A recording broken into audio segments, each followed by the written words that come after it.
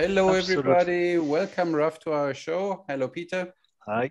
Hello, Ralph. Nice to have you on the show. Hello, Armin. May Nice the to have force you be too. with you. No? May the force be with you. Yeah. Oh, yeah.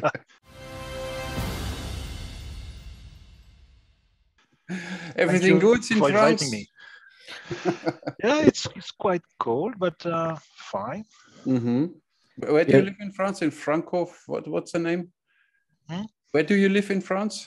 Oh, I just live in the suburbs of Paris, In 10 Paris. Okay. kilometers north of Paris. Okay, nice. So I work in Paris city, and I live in the suburbs, and I Mhm. make archery where I can. Yeah, of course. What do you work, if I may ask? What's your I work with computers, IT manager for uh health company. Okay, nice. Mhm. Very good. My real job, of course, is archery. All the other things is just to get some The money rest is hobby that to you have make something to archery. do. Yeah, of course, to fill the gaps between shooting bow Yes, and arrow. I understand fully. absolutely. Yeah, absolutely. Nice that you have time today. Yes. Yeah. Really appreciate that you are on the show. Yeah, it's Mm-hmm. my 6th hour of video conferencing. I had 5 hours Oh, already, so Okay. just my ears are quite warm. Oh, yeah, I know you so used you're to it. trained. You're trained. Yeah. Yes, absolutely. Nice. I have to say, Armin is screwing up science fiction stuff. He's making the Star Trek Yes, greeting and absolutely. saying you're on the right side of the force, or so, which is Star I Wars. I have no Yes, idea of it. This is Star Trek. It was from Spock, right? Mr. Spock. Yeah, this Okay, is yes. fine. Star Live Trek. long and prosper. Yeah. Yeah, I'm yeah, yeah, only yeah, yeah. okay, exactly. Yeah, but you know what I mean. So what? Yeah, of course. But I had I'm to not say really a it. Star Trek, and I always mix them up, and I have no idea of this stuff. I'm not so into this, you know, future stuff. But Yes. anyway, so for all the people that don't know you, Raphael, you might want to introduce you quickly. So who you are, what you're doing, when did you start archery, how did you get into contact with archery, all this interesting stuff. Well, yes, I'm just an archer from France. I live near Paris, and I started archery in 2005, Mm-hmm. so only 70 years ago. And I used to practice field archery, 3D archery in my Mm-hmm. regular club, and also a traditional French berceau shoot in another club. And I Mm-hmm. try to promote French traditional archery in France and in foreign countries, and I try to promote foreign traditional archeries in France. In So France, I yeah. try to make a link You're a double Mm-hmm. agent. between the Yeah. yes, yes. From time to time, I write articles about traditional archery into the only archery magazine in France, Tir à l'Arc magazine. Yeah. And I try to animate some groups. And you have met a friend of mine, Maël, a No, few. Mael, yes. Yeah, she's So we nice. are in Oh, the same group. Peter fell in love with her because he was He always falls in love. We know he it. was No, not no, no, no, expecting no, because no. he had an idea of what she is, of what you see, Yeah, yeah, because and then he was talking to her, yeah, and she was like, and he was mind blown. And yeah, yeah, I had a kind of prejudice because she's making music, and I had the impression she's very alternative type of person. mm-hmm. And when we talked, so we agreed on so many things, Mm-hmm. also on critical things. Mm-hmm. She's not an. I thought saw her as a kind of extreme leftist, Mhm. and ideology and so on. But she's the opposite. She was really nice. She's full of surprises. Yeah, Mm-hmm. yeah, Very yeah, interesting. yeah, yeah, That's yeah. for sure. Yeah. And that was what surprised me. I thought, oh, that's interesting. Yeah, Mm. But see, that's why Peter does not like me that much because we mostly disagree. That's why when you agree with Peter, you're his best friend. then I'm happy. He- Then you're nice, of course. yeah. Yeah, I'm simply silent then. So, but how Yeah. did you? Where did this idea come from that you start archery? Where did you get the contact that I want to start shooting bow and arrow? How does this happen? Oh, the first time I used bow and arrow, it was at school, but it was a poor experience because Okay. it was during a sports lesson with our Mhm. teacher, and he did that in a way that nobody liked archery at that time. And I did not touch a bow before going to a ski station during the summer in the one time, Okay. and there was a place to try archery. and I tried it again. And then there were some people, which was in the Alps, in south of France, the Alps mountain, and some people were here on training for France championship of 3D archery, and I saw that 3D targets, and they were using longbows, and they were very interesting people, and I said, hey, that looks interesting. So after that, when I went back home, I registered to an archery club, and I tried to learn archery, but it was Olympic archery. Luckily, in the same club, some people were using longbows. So I made 1 year of Olympic archery for training in a proper style, and I switched after that to Olympic bow to bare bow, and from bare bow to longbow, and from longbow to self bow, and from self bow to Korean bow, and from Korean bow to Chinese bow, and from Chinese bow to other types of bow. You know how it goes. Where's French? Where's French archery? Yes. Yeah. And then you got interested in history of archery, and how did this happen then that you were so involved? On the first year, I was interested in just making sport and using a bow, which was a good feeling with me. So that's what I was interested in, longbow. And I moved from one city to another, and I registered in an archery club, which was not a regular club, but the traditional archers company. And then I learned the French traditional shoot, Berceau shoot, and all the tradition and the history, and there were very interesting people who taught me a lot and explained me a lot about archery tradition, and I got hooked on it. And I began to attend some reenactments and medieval festivals. And by chance, in 2009, I was invited to attend a festival in Korea. Oh, nice. And it was an opportunity to discover a lot of things and to meet incredible people, Thomas Duvernay, Murat, and to discover all different types of traditional archery. So that's when I was completely hooked, and I couldn't do anything else after that. I understand. Yeah. Cool. So 2009 was the first time you went to Korea, and then from that on, every year or every 2 years? Almost every 2 years, I've been to Korea 7 or 8 times. Nice. Different festivals. And there where you met then? Yes. 2017, right? Yeah. 2070, yes. And I like to say, I'm not the biggest fan of this old NGO, UNO, and so on, but that's a good thing. But because you really learn to get to know different cultures, and you see everyone is a wonderful person and so on. So that's really a good thing. One of the few good things they do, but this is a good one, I'd say. Yes, absolutely. The best part of this festival for archers themselves is to have the possibility to meet people from other countries and to exchange with these people. Of course, we make demonstrations or we make parade in the streets, and it's a part of making a festival. But the best part for me is to meet archers from Korea, of course, but also archers from many countries. And I've been traveling in many countries. Like last time I went to Mexico, it was for a work trip, but I have the possibility to spend a few days with Mexican archers and to attend one of them field archery tournament. It was a wonderful time. When I go to now in Europe, I try to go once a year in England or in Czech Republic when it's possible, of course, because to see again some people I've met, and now we have made connection, and we come to France, I go to their country, and makes a lot of links. And like you say, Ralph, with the festival in Korea, the show part is kind of not the important part. I had the impression not for the competing or for the archers, because like you said, the meeting and talking in the evening and eating together and having fun, it was really a nice experience.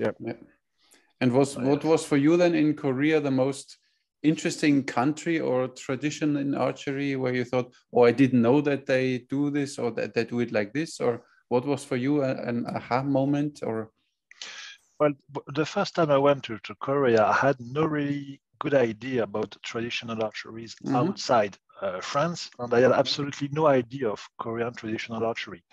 I had seen, like everybody, archery with kudos from time to time. You can see it on television in France. I had a little knowledge of Saracen archery because we have a lot of relations with Middle Eastern countries, and sometimes you have information about that, but I had no idea of, about Korean traditional archery. And I was very amazed because they were using these so solid short bows and these firm rigs that are completely crazy things, but that's amazing when you start to try it. It's when you have it on your finger and you use it first time and you say, hey, this arrow did fly quite straight. It's amazing. So that was the biggest shock for me.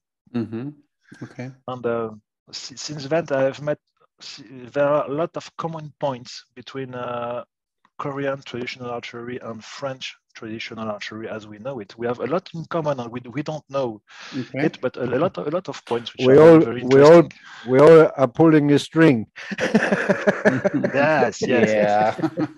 But also they are taking the traditional archery as a type of martial art, and there's a lot of work about behavior and the spiritual way of shooting, what you can get from archery, not only as a sport or having a result, it's an but education what you can get for yourself. And you have the same thing in France, and also a huge link of respect and relation with the ancient times on the older archers which were here before you. So that's very, very a lot of little things that are very common points. Nice. Yeah.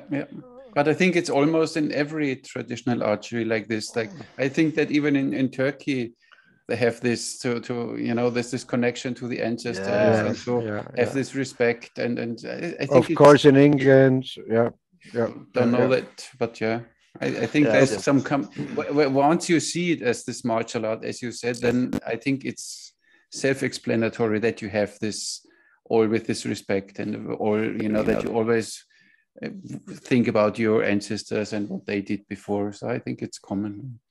Nice. Ralph, what would you say? What is the special part of French archery? French archery, traditional archery. What would you say is the other things differentiating from other cultural archery cultures, traditions? We are quite lucky because we have had a continuous use of archery from Middle Age until today in many places, like in Eastern Europe, for instance. They had almost forgotten traditional archery during communist era, for instance, and they have relearned it again. But we have had from the Middle Age until today in France a continuous use of traditional archery on almost in the same way until today.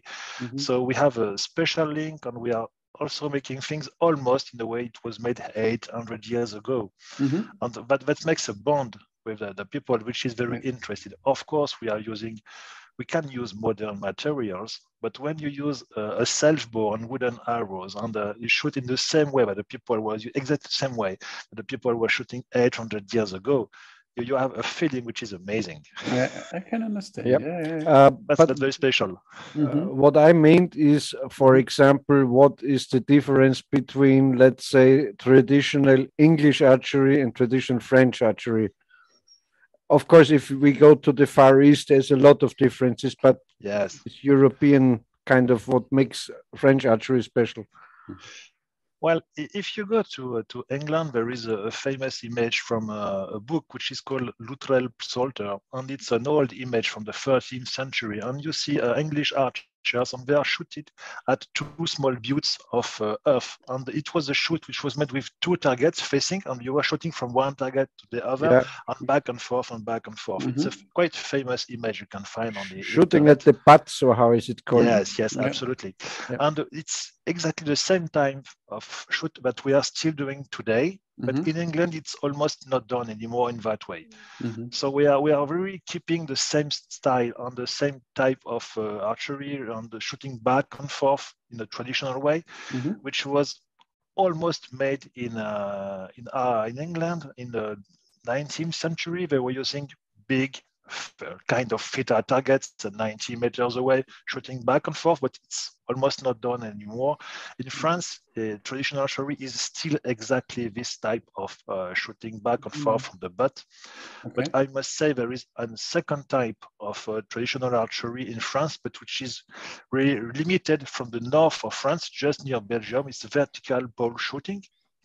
So it's a big pole of 30 meters, and we are shooting a small target and try to put it falling from the pole. Yeah. And it's also something which comes from the Middle Age, so it's very restricted. Burst shoot with two-butte shooting back and forth. It's something you can find mostly in the half of France, in the northern half of France, and a little bit in the south of France. But the vertical pole is very close to Belgium. Okay. Isn't two it style of traditional archery, very, very old style, and almost the same rules and the same way of shoot, which was made. That shooting back and forth is very clever also, because you don't walk just yes. You walk on the target, shoot at that and back, and so it's very clever. Same time, this vertical shooting is kind of this popinjaying, no? Yes, absolutely. Yeah. Popinjay is the name of a bird, and you are supposed to hit a bird at the top of the pole and make it fall. Yeah. It's supposed to come from the War of Troy, and it's supposed to come from a legend because Patroclus, a cousin of Achilles, was killed, and to celebrate his death, the archers decided to make a tournament. And of course, they were just near the sea, so they decided to tie a bird on top of a mast, which was holding the sail of the boats, and make a tournament to see who would hit the bird. And the story says the first archer shot, but he did not hit the bird, he just cut the rope, and the bird began to fly away. And then a second archer just shot and hit the bird, and they say, oh, that's amazing, we must make it a tradition and do it again. It's most probably a legend, but it's a wonderful story. It's wonderful. Yeah. And isn't it also in France, there's a kind of how is it called, a kind of combat like with walls, and you're going in the shooting lane and you shoot and you step aside or something like that? No, I don't think it's a kind of it's a kind of place arranged with walls in between, and you're shooting. Yes. That's the Bow Garden, which is a traditional shooting range, because basically archery in France in the beginning of Middle Age, it was made mostly in the cities and not in the countryside. It was not made in the countryside because the lords didn't want their peasant to use a bow and arrow and be able to kill the lord too easily. So it was not used in the countryside, but it was used in the cities by the police forces, which was militias, and they had to train somehow in the city to use the bow and arrow. And because they were in medieval cities, the streets were narrow, there was not a lot of places, so they had to shoot inside gardens for training. And this is why today our traditional archery range are still called bow gardens. And because it's kind of narrow and we are walking back and forth at the same time as people are shooting. In the shooting line, there's only one target. On the side, you used to have some trees, and today you have some plates of wood to protect the arrows who might go on the side to hit the people. So it's you have just one, sometimes two targets, and it's really a kind of corridor to shoot. And a kind of like a street fight, no? Yes. Like a street fighting scenery. Yeah, it's interesting. Yeah, because it was basically a training for people who were using bows and arrows inside the cities. So in the beginning of the 100 Years' War, when this damned English invaded France, of course. The bad English? Yeah, bad English people, boo. The English archers were very bad at shooting in the battlefield, but they were far better in skirmishes and ambushes in short distance because it was their regular training. Even when you see here in Malta, the old city, the old capital Medina, the streets were designed that that you could shoot with bow and arrow there. So all these narrow streets were made, they were really designed for battle with bow and arrow. And I think you told it to me, Ralph, that the nickname of the French policemen, the flics, Yes, came from this because they used bow and arrow, and flick means arrow, kind of, no? absolutely. Yes, Yeah, yes. Ah, it's cool. interesting. Yeah, In nice. France, what you use the word cop to talk about a policeman, it comes from copper because they used to have copper badges. It's Yeah, the English yeah, word. okay. But Mm-hmm. in France, we call them flic, Mm-hmm. and flic comes from the word flèche, which Mm-hmm. was Flash. the way that they were called Mm-hmm. archers, because after the 17th century, the militias and the police forces in the city, they were not using any more bows and arrows, but they were still called the archers. Mm-hmm. And when you were talking about policemen, you were talking about archers. And there were police forces, even if they were using rifles and muskets, they are still Mm-hmm. called archers until the 18th century, and the name was kept. And when somebody wanted to find a nickname about them, it was related to archery. So Mm-hmm. from archers, they become arrows. And the way to say it was slightly changed from flesh to flick. Flick. I see. Interesting, interesting. Interesting. Yeah. But the shooting style was still arrow on the inside of the bow and drawing with three fingers, so like Mediterranean style. Like real people do. Oh, yeah, of course. Yes, well, These thumb shooters are all a little gaga, I know. Yeah. yes. Some Crazy. shooting in France, it came only at the end of 20th century. During all the 20th century, nobody knew anything about using the thumb to shoot a bow, except for people who were making kudo, Mhm. but they were kind of A really few. kind of sect Yeah, that's just, only in yeah. kudojo, and nobody knew anything about them. And in France, it was always the use of Western style and the Mediterranean release, and until almost today. Mhm. And in traditional archery, we are still using official rules from the French Archery Federation, Okay. and we cannot use thumb release Mhm. because the thumb ring itself is considered It's as a a release aid. mechanical device to help Yeah, you yeah, release, yeah, and yeah. you are considered a compound archer. Yeah, yeah. So It's it's a rule from everywhere the same. Yeah, yeah. yes. That's right. That's right. But you can have good time and have fun if you don't worry about the scoring. You can have amazing time using traditional Korean bow or Chinese bow on the Yeah. French archery range. Mhm. Ralph, I have a question because you say you have an kind of uninterrupted history or tradition of archery since the early Yes. Middle Ages. Uh, so, did the French took this kind of tradition to the colonies too, to Algiers or somewhere? So I could imagine if there were troops there, they had maybe an archery range, and so did they influence a little these cultures with this archery, or I don't know. I never heard about it, but it's an interesting question to me. I have not read anything about it yet, Mhm. so I have no idea, and I have no special information about it.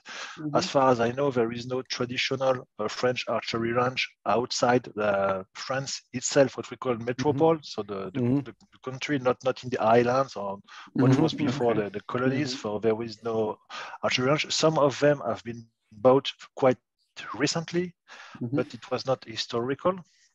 Mhm. And I have no information about such a use. Of course, some people may have taken their bows and arrows and used them in remote places, but they didn't build something which remained until today. And nothing was kept, and I have seen no evidence, no picture, no information about that. Mhm. Mhm. Uh, not specially. I even don't know if, for example, in Algiers they have a special archery tradition or so. I don't know.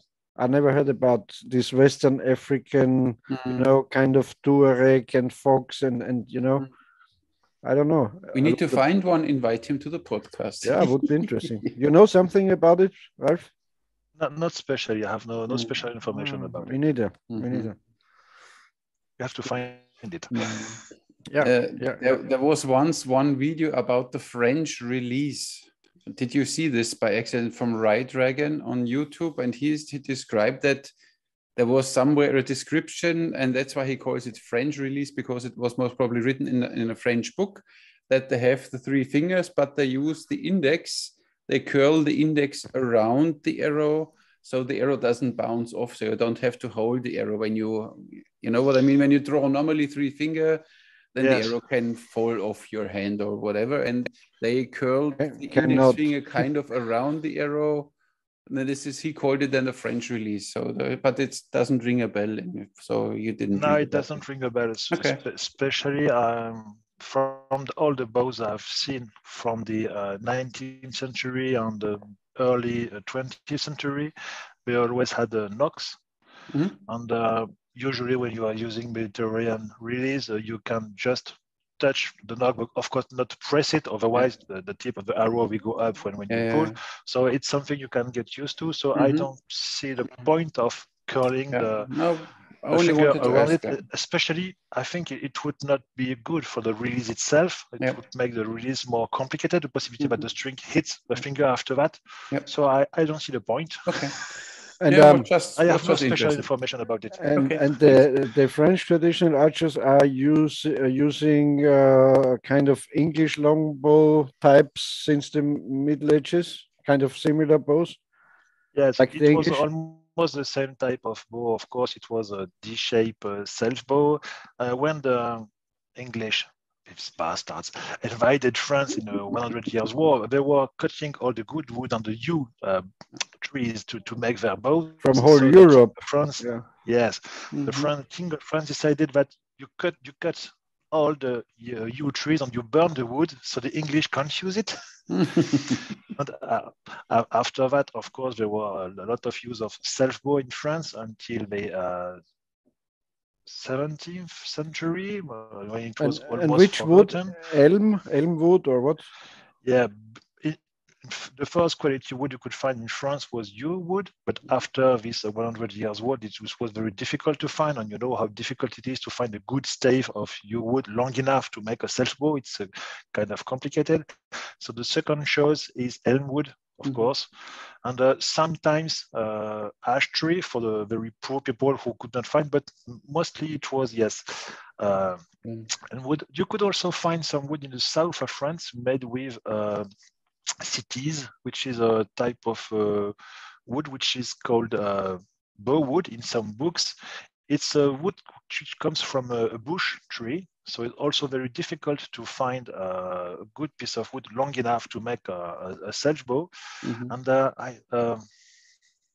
laburnum, I think it's the word in English, and it's very difficult to find. So I think mostly you could find elm bows. It was D-shape self bows like you could find in England, in France until the end of the 19th century. Then you could find laminated bows, which were more practical and more reliable. Most of them were made in Belgium. Okay. And some of them were not made with the best quality of wood you could find for a bow. You know, if you want to use good quality wood for the bow, it must have a good spring and of course resist to the pressure. And some of these bows were made with a precious exotic wood, but just for good looking, not to increase the performance.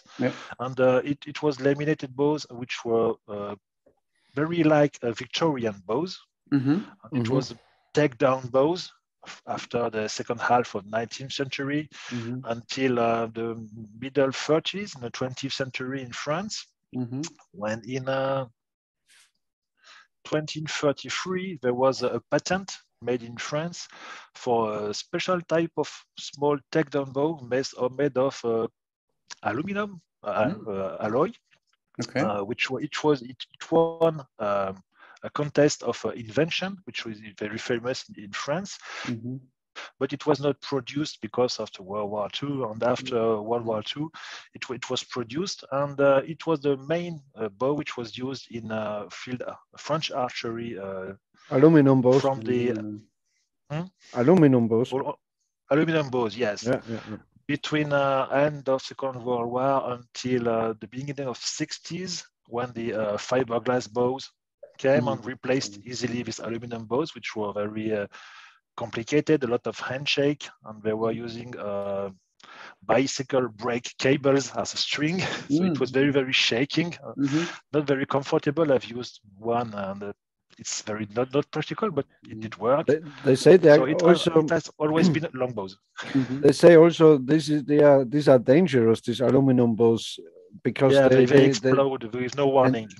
yeah, they kind of getting weak and older and brittle and so on. Yes. That laburnum you mentioned is Goldregen. Goldregen. Okay. It's kind of like you say, a brush with yellowish Yeah. plumes. Mm-hmm. Yeah, Yeah, yeah, it must be Okay. this one. Yes. yeah. Goldregen. It's a very, how you call it, say, it's, See. it's not very strong, but you can't break it. Mm. Oh, This yes. laburnum, yeah, A lot of spring in it. Yes. Mm-hmm. yeah, yeah. Okay. Not very powerful in Yes. my opinion, but it don't Mm. breaks. Yes. In the 1970s, 80s, there were incoming in France of a weird type of bow. It was introduced by the guy Howard Hill. Maybe you've heard about it, Peter. Oh yeah, Yeah. With It this didn't make it in strange, France. huge grip and the Yeah. square shape of Mm. limbs. Personally, I don't feel comfortable with this type of grip, but it came with a very huge success, and also with the style of shooting, which is called soft instinctive style of shooting, which is typical what you can find with Howard, and very useful in field archery, stump shooting, and it remains until today one of the most interesting way of shoot. there's Longbow in France. a kind of Howard Hill population in France. I know Mm. since many years. Yeah, Yeah. Yeah, and you can find very good bow makers in France who Yeah. make amazing bow over the other side today. yeah, Yes. yeah. Oh yes. I've seen it at your how is it called, blog, and also in other pictures. Yeah, yeah. Yes, yes. Yes. So Good. some make wonderful bows with a lamination of U, OSH, and eventually laburnum, and they work very well. I just don't feel comfortable with that grip specifically, but You need to like it. it If you works. don't Yes, like yes. it, But you know, if you buy an custom bow, you can have a smaller handle too. You must not have this big one. Yes. Yeah, yeah, yeah, yeah. In my opinion, a well-made Howard Hill style bow made with bamboo limbs and glass is one of the best performing bows around. It works well. It works Because I always say it's like a Formula One car. It's just a grip and limbs and nothing more, and not too much material, too much mass in the limbs, so they are fast hitting. Yeah, for me as a flat bow, I'm using a Harrier bow from Border, which is a glassless limbs. So it's just carbon, wood, bamboo, carbon, and no fiberglass. It's a reflex bow, and it's very fast. Okay. Yeah. So for 3D archery and traditional archery, 50 meters, it's very efficient, very comfortable. Nice. So that's extremely fast, and I find it in a. Of course, now you have bows with a lot of carbon and modern things, but if you go to a more traditional bows, traditional lamination, bamboo and they feel extremely comfortable and very good, and they work well. And if you don't look for special high velocity and you want the pleasure of a good thing and a good quality of good object, a piece of art in your hand, you can have wonderful bows that way. Yes. You know what Byron Ferguson said to me when I asked him about the using of carbon in bows. Yes. I said, Byron, what is the difference if you're using carbon in your longbows? And he said, well, the difference is I can charge you $100 more. Yeah. I'm not impressed by carbon. If you have nice fiberglass and bamboo, in my opinion, that's the best. Yeah. It can be good enough. The idea is not always to find the most effective material, but when you are using a bow, you are using also something which has been crafted, something which has been ordered just for you with the type of wood you wanted. Eventually, you can choose the the pieces of wood, and you have it made for yourself and adapted for you specifically because you are tall, you are small, big long arms, short arms. And when it's made for you, and it has been made for you by a skilled craftsman with beautiful pieces of wood, it's your bow. Maybe it will not be the fastest, but it will be your bow, and you will feel good with it, and that does matter. In that kind of thinking, I'm more a kind of straightforward. I want the best bow. I don't need fancy veneers or something. It has to be very plain and working, good performing, and so on. But that's a kind of taste. Yeah. In my opinion, in laminated bows, for example, chew wood is overestimated. In my opinion, it's not as good wood for laminated bows. In my opinion, there's bamboo is superior to, in my opinion. But who loves, as like you say, the feeling of the chew, and it draws more smoother, and so yeah. Good that there's a variety out there to fit every need and every whatever you like. That's fine. You can always find a type of bow which you will find beautiful, and I want this type of wood, or I want this type of carbon because I want a high technology and whatever you want.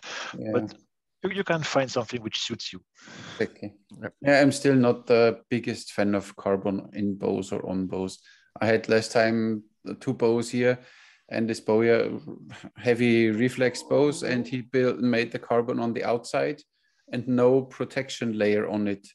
And this carbon got a little brittle and broke, and then the whole bow broke. So this was a little dangerous. And especially if they put it somewhere in the center or where, I don't see the purpose of this carbon layer. It's a stability thing. They say that carbon is in this direction. Everyone can make it without it since but 50 years, and now it's better for stability. I don't get it. This is what I always say when I have now a good normal laminated bow with wood and fiberglass. If they would have this materials 500 years ago, they wouldn't have done with horn and sinew and wait 2 years until the bow is ready, because it performs almost the same, sometimes even better. So you need to go with the time. That's why they made aluminum bows. That's why we have even fiberglass. Even you have fiberglass on your bow, so it's not really. And I always say, all these traditional archers we adore today, they were in their days not traditional archers,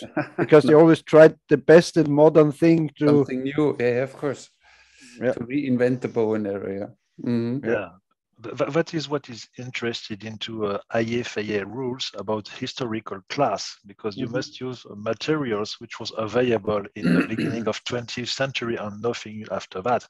So you can have laminated bow with bamboo eventually, but no fiberglass, no modern accessories, of course wooden arrows, and that makes this class highly interesting. Of course you can use a thumb ring. I love that class. Or plastic primitive bows or Asian bows. It's wonderful. Yeah, nice, of course. That's a kind of problem with all these traditional classes, and so, because I always said the tradition from which place and at which time. So it's not what is tradition. I mean, when you check on Google, then tradition means what is done over 2 generations.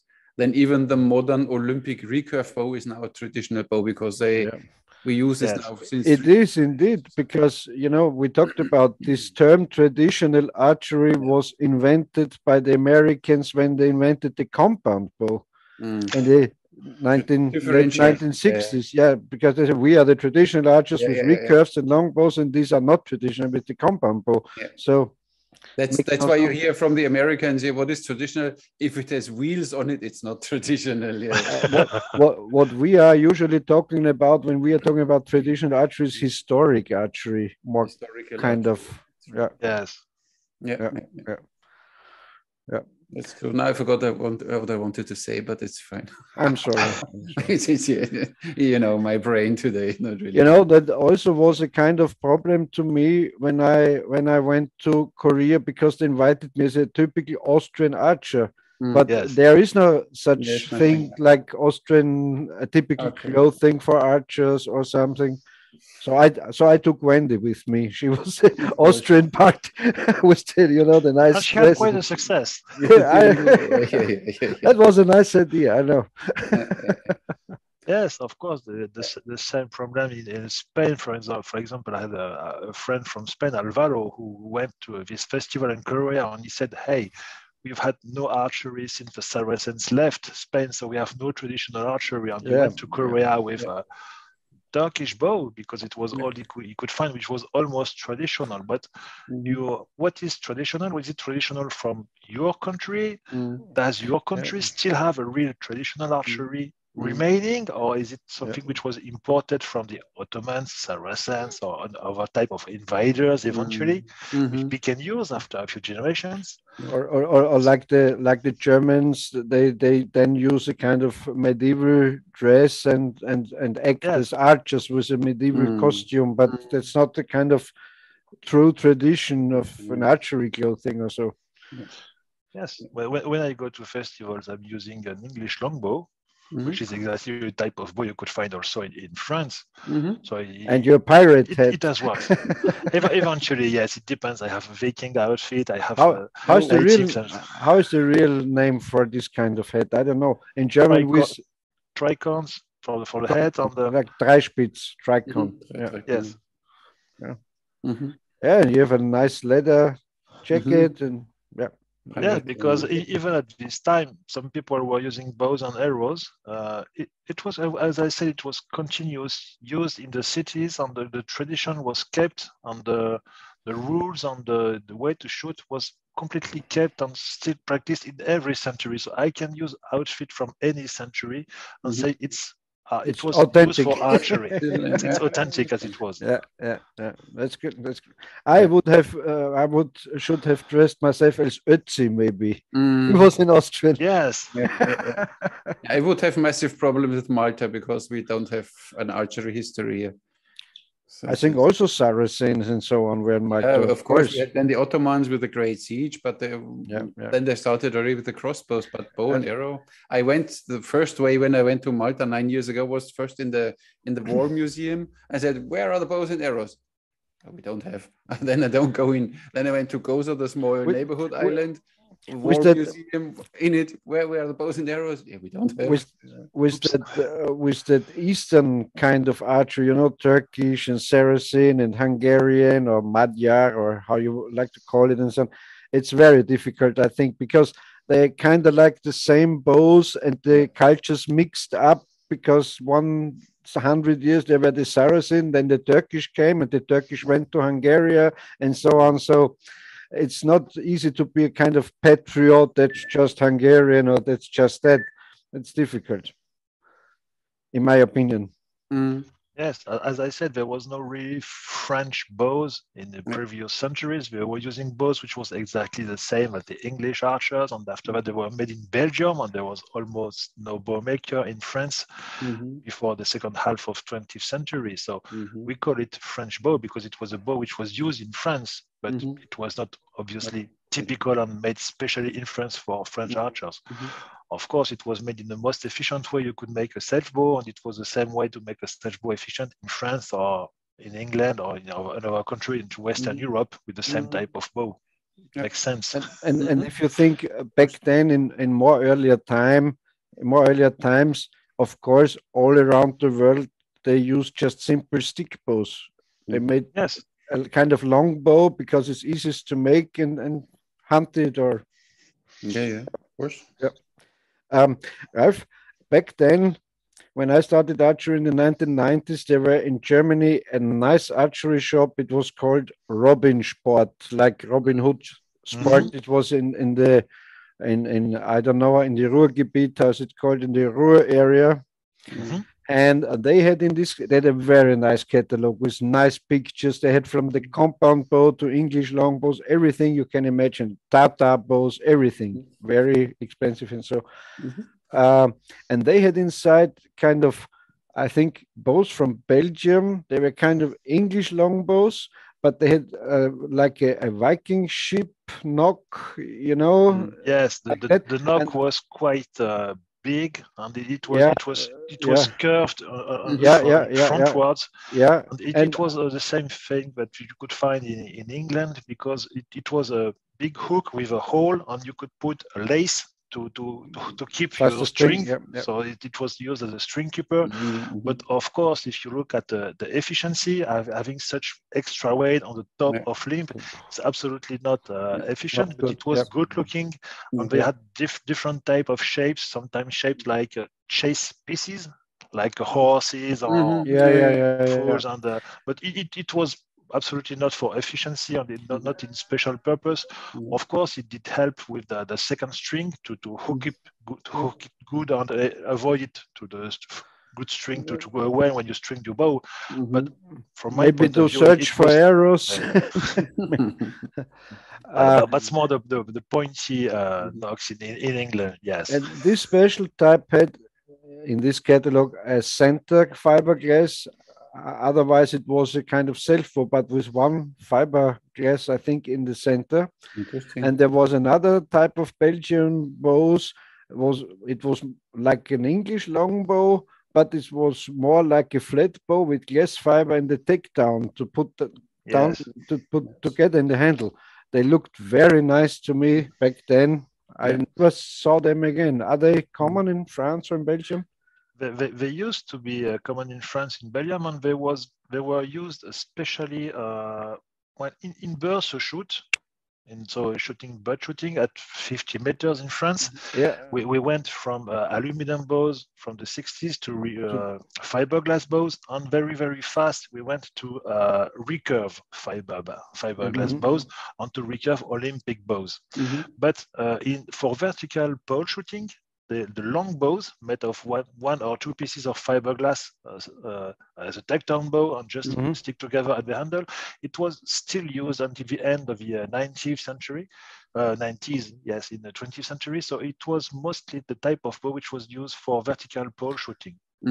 I think they called it popinjay bow or something in that catalog. Yes. Because it was especially made for vertical pole shooting. You use blunt arrows, which are very, very heavy, because it's a piece of arrows are made of oak, and they are type of big head, which is a cycle of horn to hit the target. So it was quite heavy arrows. And if you wanted to shoot this arrow at least 30 meters high with enough energy to hit the target, it had to be kind of strong bow. So it was at least 50-pound bows. And the archers who were shooting popinjay, they were called iron arms, because we had to have strong arms to shoot, especially upwards, wet position. Yes. But they did it standing, right? So they stood under the pole and shot upwards, because they looked something similar in Asiatic countries where they do it on horseback. You see absolutely in Turkey, when you hit the steel disc, yes. But it's not 30 meters. I think it's only 10, 15 meters or something. Yeah, but on horseback. On horse, of course. I didn't say it's easier, you know. And this kind of bows looked very nice, because I think they were a little whip-ended, like slightly, you know, I don't know, I call it whip-ended, like that, little shaped limbs, not just a arc. Interesting. Reflex, deflex. You can get your hands on one of these bows still? I would like to try one. I have one in my bedroom. Oh, you have one? Are they still on I don't know, eBay France available? No, you can find some pieces on the like eBay, when some people they cleaned old houses and they found it on caves. What was the brand? How were they called? Oh, I don't have a special name on it. I don't have a sticker with the brand. It was a regular full fiberglass bow, which was sometimes painted to almost look like brownish. So it was looking like wood from a distance, but it was pure fiberglass. I thought in this Robin Sports catalog that were laminated limbs. I don't know, with glass fiber. There were different types, and there were also a brand which was called Imperial, which was quite famous, and they were making strong bows, 60 to 70 pounds, and they were very famous but very handshaking. And they destroyed a lot of shoulders. And they had years after years. They had two little plates for shelf, I think, on each side. Yes. Ambidextrous, nice. Yeah. And I can shoot thumb release with it. That's fine. Now you can. And takedown. So these were handy bows, I think. Interesting, yeah. Yes, Takedown has been used in France from the end of the 19th century. You find them on almost each picture in the beginning of 20th century. Almost all the bows are takedown. Mm-hmm. Maybe you could find some on the flea market in France, no? Kind of. Not anymore. I've been there too many times. you all bought them. A few of them. You bought them. yeah. Not anymore. And here you see, you wouldn't find any kind of bow and arrows in Germany and Austria on garage sales or flea markets, because we have no tradition of archery.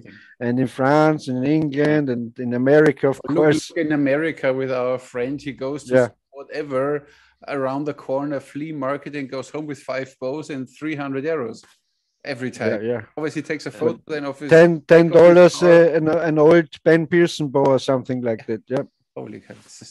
And you absolutely need to come to France. We have a very special archery museum in France, which is the only public archery museum, as far as I know, in Europe. Your friend was with you in Korea, this one woman and the mayor. Of the same city. Yes, absolutely. Is the mayor still the boss of the W? Because he got president back then. Officially, but I think this type of association was related to the city of Yecheon, especially the mayor of Yecheon at this time. On the mayor change, because there were another election. On the new mayor, he made another festival a few years ago.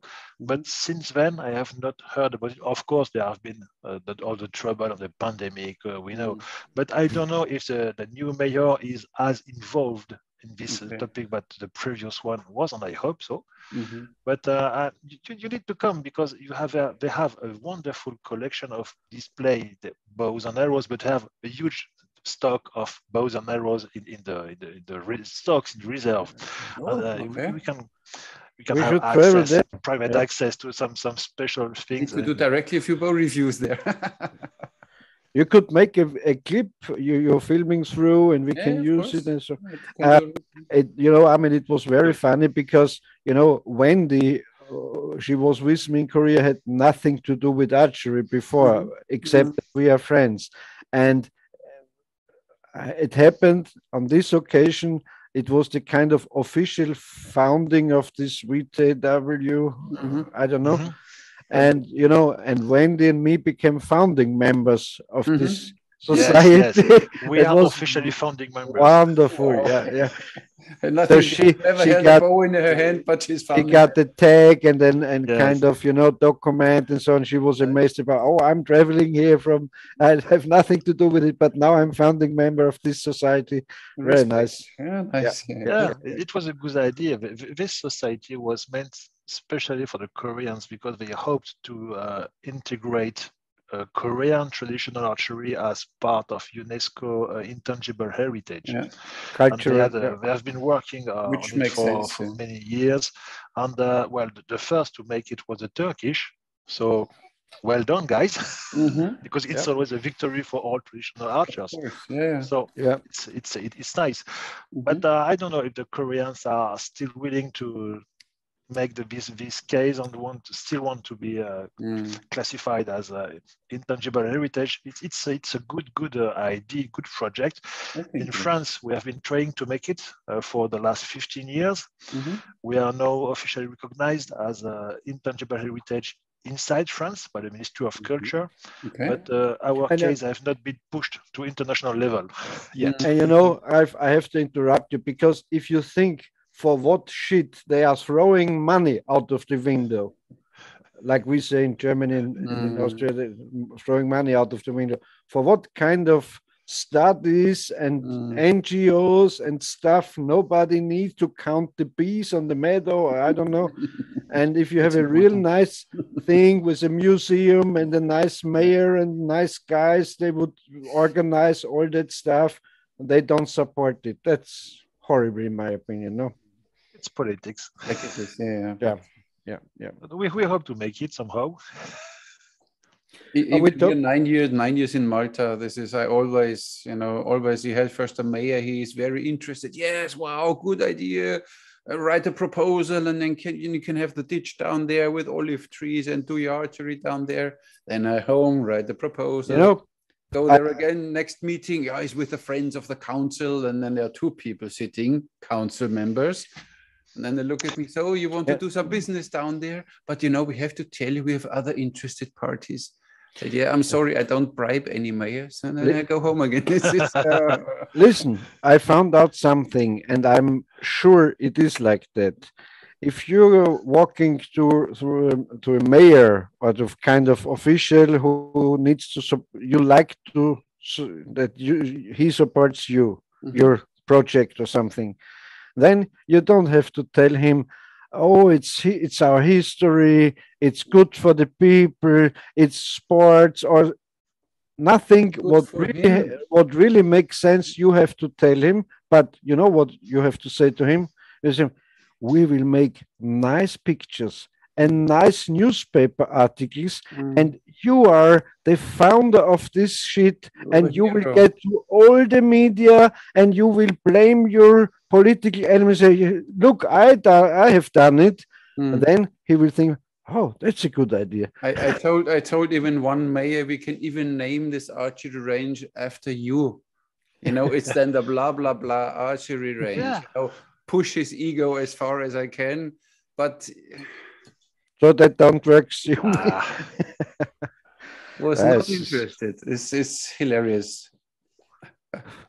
It was so fun in Korea in the evening. We were, how is it called? It were kind of the house where we slept. How would you call it? It was a kind of holiday house for Catholic priests to get to in their vacation or something. Kind of monastery, but there were rooms for visitors, for retreats. Yeah. Nice. I think it was a holiday refuge for people priests. who want to spend a few days or a few weeks just in prayer and be out of the city. And nuns are running it, Korean women with Catholic nun outfits. So very nice sisters, we have to say.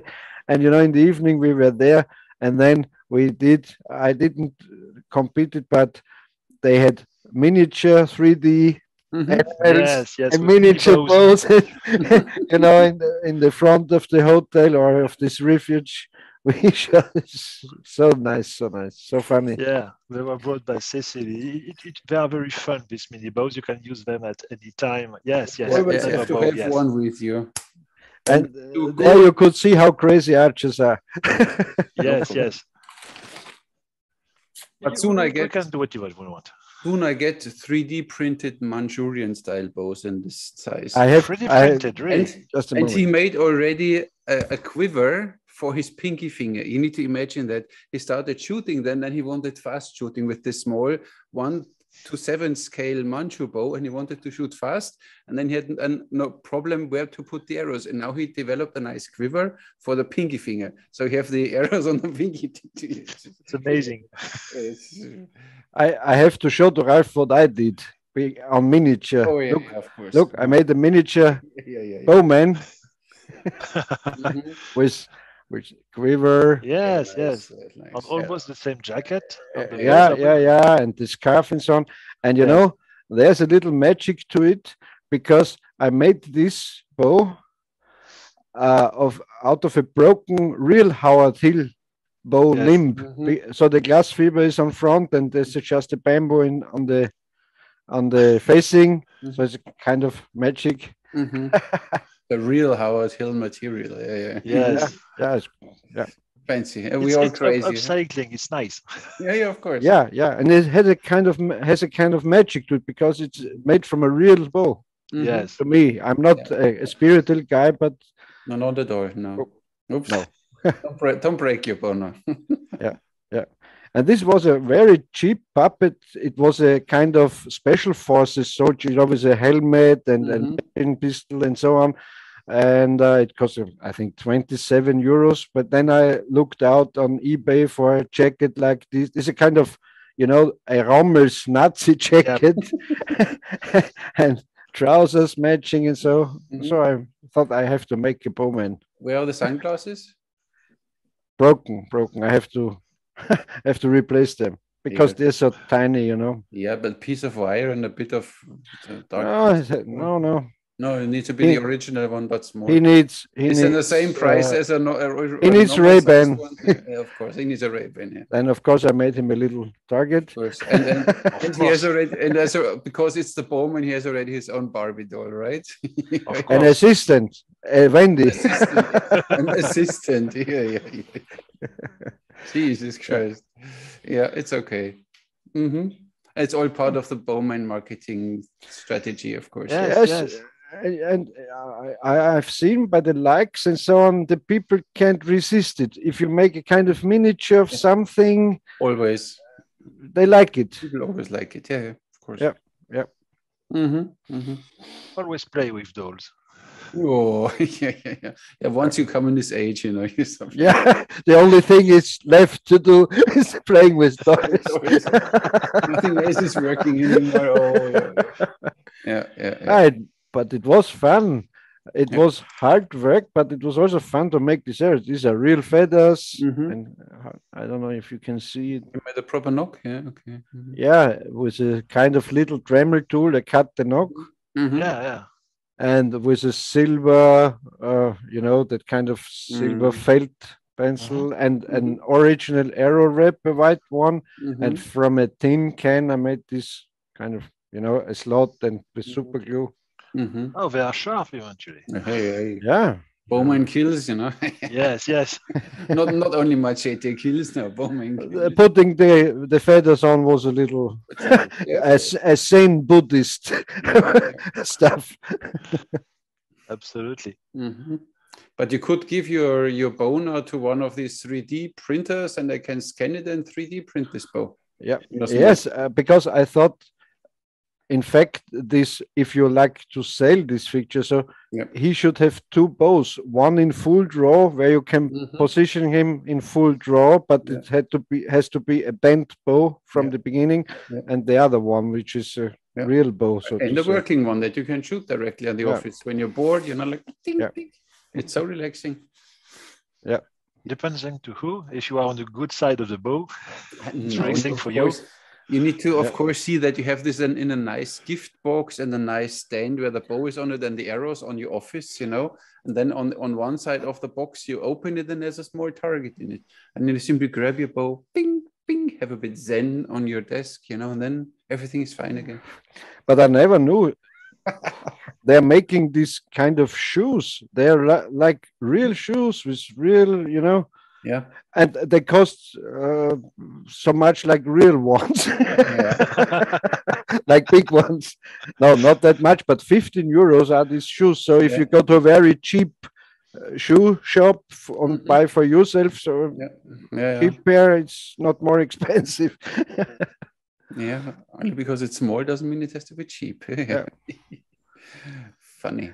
Yeah. But if you go to a kind of tailor, and you say, make me just a small jacket for this puppet, it would be more expensive than 15 or 20 euros. If the material is not the thing, but the work, and then the small tedious, you need to be very precisely. So when somebody cannot do it, it's almost not possible. I mean, you have a guy who is able to 3D print kind of that bow or something. Malta, I had once this drawing of this Korean male ring. Sukaji. The complete 3D drawing with all measurements, and then I wrote to a few of the 3D printers here and said, listen, can you print me this ring? I didn't even get a reply. Really? Malta is not really, I don't know. No businessman. It's horrible. I don't know if Sukaji in 3D would be fine, because you have to have something which is quite smooth for the string to but it's slip on it. But 3D will always a lot of but you can small still edges. You have to smooth it. Yeah, exactly. I also thought if you have all the components of this Bowman feature, because that soldier had a lot more stuff. He had hand grenades and 2 guns and a pistol and a helmet and a lot of accessories. And this one would only need the bow, the quiver, and very little, not very few items. So, and that one costed 27 euros. So maybe if you let it produce in China or somewhere, must not be expensive. So expensive. I don't know. Yeah. If you want to make your own thumb ring with a special shape, I mean, you must ask Murat, but you can ask for also any dental surgeon, because they are using some kind of resin to mold your teeth, and Murat does very nice thumb rings, the same material, and you can make it in the shape you want. You can sand it to the perfect material shape. Yeah. It's a good but material. I had there's custom thumb rings archery in America, and they always ask me, which ring could we make? Do you have an idea? I said, yes, I have this drawing of this male thumb ring, and they made it then. And then they sent me one, and it was nice, and they sell a lot of ring, yes, they make it quite well. Interesting, because it's 3D printed, so inside you still have the small edges, which make it gets a comfortable, bit rough, but outside it's very smooth. It's smooth, exactly. Yeah, it's not so bad. Yeah. You know what I did with a horn thumb ring back then, because I had one to showing it in my archery schools, and it was too big for me.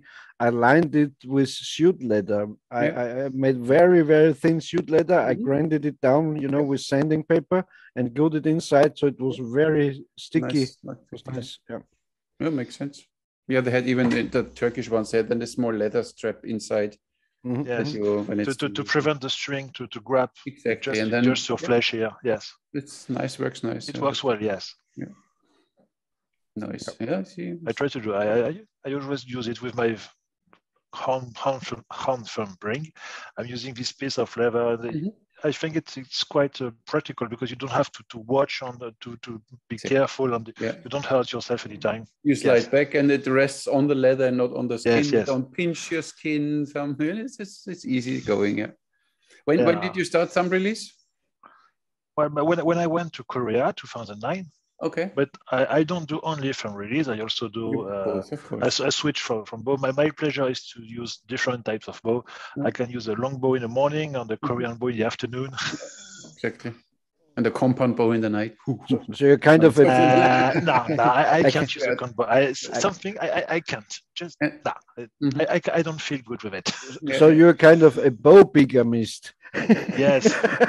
Well, I use Korean, Chinese, and longbow, flat bow. Which is a good thing. I like it too. The variety is what makes it interesting. Yeah, of course. And even the different shooting styles and everything is, as long we all shoot bow and arrow, but it's always different and something. Yeah. It's even different if you use a Chinese bow with a very long draw length, and the Tartar bow, which is quite short. It's different style, and it's always interesting. Yeah.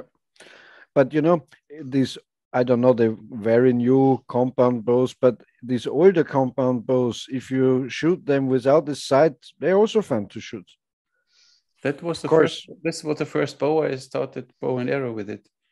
Not this one exactly, but this model, the brown bear from Fred Bear. You never had one? Tiny wheels. I got it for the junior boss of the company I worked. He had one. He said, "Here, take it, have fun." And after 3 months, he said, "Now I need my bow back." But then it was enough time to get me infected with this virus, And this one, no injection helps. This is. You see, even the compound bow works for infecting. Yeah, and this was shot from the shelf instinctively, so there was no sight. I did the same with my first. Completely instinctive, no problem. But even with modern ones, I guess you can do it. I order now in France. There is a dealer who sells these Oneida bows. Yeah, still Oneida, yes. And I wrote them. Oh, I would love to have one. Yeah. I wrote them on email if they can get me the long draw version, which does 31 inches, but a left-hand one, because I want to shoot thumb release. Yes. I want to try. I need to try this, but they didn't get back to me. I don't know what's happening with them. But with this very modern compound bows, I think it's very different, because they have so much let off. You can pull them and let them hang down, and the string stays. Really, I had one in my hands. That's weird if you shoot with them. Of course. But these older ones who had a little let off, you draw it over the point. Yes. You have to switch. If you use maximum let-off, it's too weak and you don't feel stable. If you You want to feel be nothing, stable, yeah. you must have a little poundage. So you must reduce the let-off itself to feel comfortable, to be stable. That's a minimum. They say so. I don't use it, but they say so. You would say, if you would use it, don't get on the dark side of the force. Oh, no way. No way. But it's fun too. They are made, I think, especially for it's fun finger too. release.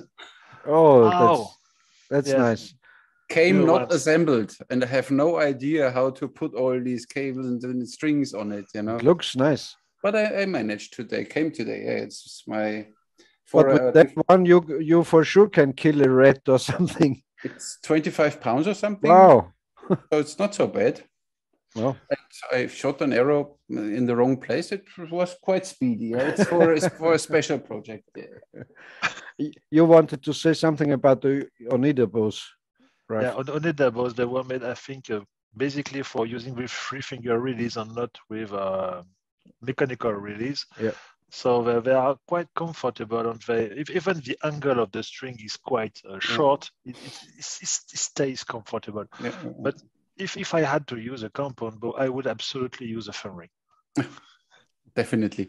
First I thought, shall I get one with 28-inch draw, and then, but why should I shoot 3 fingers? I only don't know how the handle is. If you can have a left-hand version in the left hand and it feels still comfortable, but I guess because the handle looks quite symmetrical, so I think it's fine. And if not, you need to modify the handle a bit. Yeah. I have to show to Ralph that traditional compound bow, that old one I have. Just a moment. Show it, yeah. Yes. I hope that they get back to me. That was the only Oneida dealer I found in Europe. It's the one in France. Yes, there are very few places to buy some Oneida. Yes, they are quite rare. But now, if you can look at modern compound bows, there are not so much left-handed or right-handed. They are very center shot. But they are almost symmetrical, and there is no right. I don't like these. I don't like. Look at that beauty. Yeah. Completely made from wood. Yeah. And very massive. That's a kind of traditional bow, in my opinion. Yeah, it is traditional, right? Now, yes. Here's another kind of cam. Yes. But it was back then split limb. It was very sophisticated for these days. I think it's an old Ben Pearson. I looked at sophisticated arrow rest. It is a kind of brush. Very interesting. For hunting arrows. Yeah. Makes no noise, doesn't deflect. Yes. Very heavy, close to no let off. You throw it like a recurve bow. Yeah. Very interesting. Yeah. You can adjust it some, I don't know, the draw weight or something. I don't know. Yes. This one will not break. I don't think so. Nice, but it's quite massive, this thing. Very heavy, yeah. But I couldn't resist buying it. When I saw it, I had to have it. I shot it 3 times, I think. I tried if it shoots, and now it's a war. I shot this one once for the video, and then since then it stays there because it's very old, and I don't know how long it will last. That's why it's because this one started my archery life. This bow. That's why I wanted to have one. And a friend in America, Scott, he found one on eBay and said, "Oh, look here on eBay, they are so cheap because everybody had one. There was one of the most common compound bows in America at the time. So there are many bows out there, and you can have them for a few bucks. You can have them, and the shipping was then more expensive than the bow." Yes, although the beginners in USA, they start with compound bow. They don't start with Olympic bows. And eventually, if they want to use Olympic bow, they switch from compound bow to Olympic bow. But in every school and every archery range, beginners, they're all using compound bow. Yeah. So I think all compound bow and quite simple technologies. Compound bow can be very easy to find in a second-hand market. Yeah.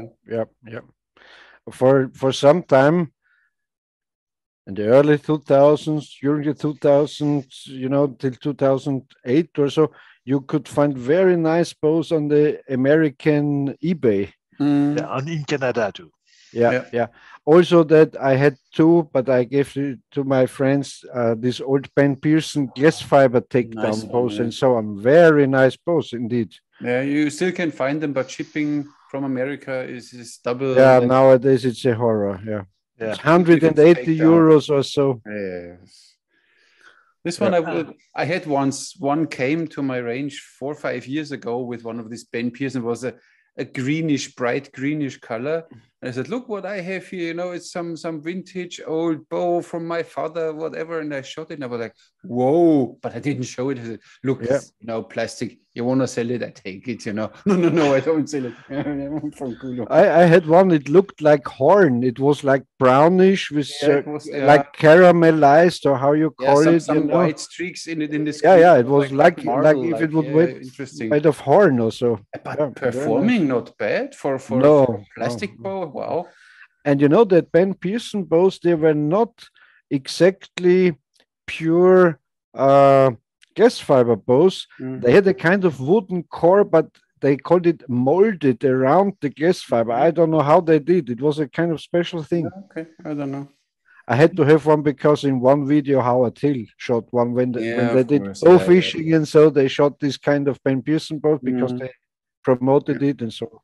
Yeah, And they this look is- very beautiful, you know, like Yeah, this- slightly recurved. Yeah. This is one bow I would like to have too. I mean, and I'm not a collector. It's simply for the interest of shooting this bows a few times. Yeah, it's not a collector and have 40 bows over there in my other room. But I I don't gave collect it- them. I'm not a collector. I don't have 40 bows. They only come here. They come here faster than I can get rid of them. You know. I have a very, very old and nice friend from Tyrol, from Austria, and they are also into hill bows and so. And his son lost fun shooting the bow and arrow. Mhm. And then they went at my house, and he saw this Ben Pearson takedown bow, and so he would like to have this bow, and then he would shoot again. And so I said, okay, then take it with you. And since then he only shoots his really expensive, good Howard Hill style and every kind of bows, and he just shoots with that old Ben Pearson takedown. Sometimes, as it is, sometimes I still simply shoot the snake bow, you know, with 26 pounds, because it's such an. And you know, at this tournament, we had a kind of primitive class, you know, with wooden bows and self-bows and so. And they fooled the guys there and said, "This is a horn bow. It's made totally of horn." Plastic horn. Yeah. Plastic horn, yes. Yeah, it works. Fine. That's interesting. I mean, this is what they all developed in this time in for bow and arrow. It's incredible. Yeah, lots of experiments. Sometimes you think it's completely crazy, but it did work. Yeah. If you look, there are books around with old kind of patent drawings and so what all they invented, crazy stuff. Yeah. And you know what? Archery is so wonderful because there are so many hobbies in the hobby. You can collect archery books, you can make your own quivers, you can make your arrows, you can buy it, but you can also make it, and you can paint the arrows, and you can make bows, and you can make this and that, and study Saracen archery or what you like. So a big range of. But maybe you could also say it about fishing or hunting. I don't know. You can also make your own stuff. What I like is, first of all, it's an activity everybody can do, even if a kid is whatever, a bit obese or is slow and is not good in any sport, but it can stand on the shooting range and can shoot some arrows. And what I personally like, we have, I said, every Sunday morning, there's a family coming, the grandfather, the father, the mother, and the 2 kids. 3 generations of this family. Every Sunday morning at 10 o'clock, they come and shoot for 1 hour together. And then they go, whatever, have a coffee or have lunch somewhere. But it's an activity everybody can do in a family. So it's not excluded. Like when you see the mothers, they always bring the kids to football, and then you need to go home or need to go somewhere, have a coffee. I said, look, mom, you can directly shoot with your daughter. Oh, yeah, true. And now we have a lot of these mother-daughter, son, what a father-son coming. They come every week. It's interesting. And I like it.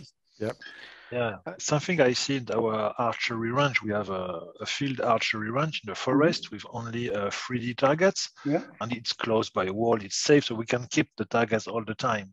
Each Sunday morning, we match shooting for all the members of the club, or of course new members. And sometimes there are children who come and say, "Oh, I want to try archery for this time," so they register to the club. They take a license and they come once, and the parents, they come, they just put the children on the archery range and they leave.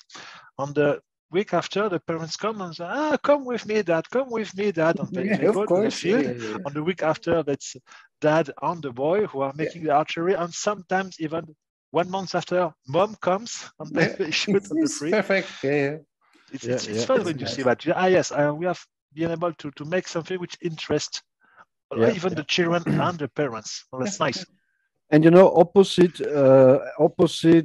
of some clever teachers do, when things like that happen, I always say to them, you will be surprised how easy it is. Yeah.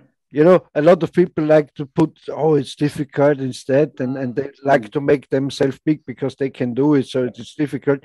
But think about nothing. Just look at the target, draw here and release, and you will see it's fun, it's easy. And if you train it, you will hit something. Yes. Yeah. I had just a pleasure to see the arrow fly. If you feel this pleasure on the first time, you win everything. I had last time a private group of some workers there from India and from Nepal. And I said, listen, when you have your day off, come to the range and we do an hour archery. And then the guy who really took it very serious and was always shooting, and after 20 minutes, they said, "Oh, it really makes sense to listen and follow your instructions, and it works." You know, it's hilarious, really. I think there's also something to it because it's the same with firearms. There's something I don't know. Human likes because you can effect a target or a tin can out of your reach. So even if you plank with a 22, it's fun because you can hit it in 20 yards or something. So you on this bow and arrow is the same. You do something and there 20 yards or 30 yards away, something happens. It's even knife throwing, you know, even if you only throw 3 meters, you throw it away and the knife sticks over there. It's so satisfactory. It's in combat almost probably completely useless, but it's so much fun to throw knives. You do knife throwing too, Ralph? No, not especially. I try to throw things, of course, but my real pleasure in archery is long distance shooting and to see the arrow fly, and when it disappears, that's the nicest it was always good direction and you got to find it. That's my real pleasure, especially when I see it flying quite straight and I say, okay, it was a good direction, and you go to see the target. It was a big mound of straw 200 meters away, but just see the arrow going in the sky and disappearing from your sight. That's exactly the feeling I like. I think they don't do it anymore, but back then there were these flight tournaments, you know, where this cloth on the ground was and they shoot this long range. Yes, in England you can do it. It's mark shoot, and it was used around the cities, and you had to shoot this marks, which was stones, and you have to go from one stone to the other to have training to shoot different distances and to make a kind of a tour around the city. And it was a regular training for the English archers.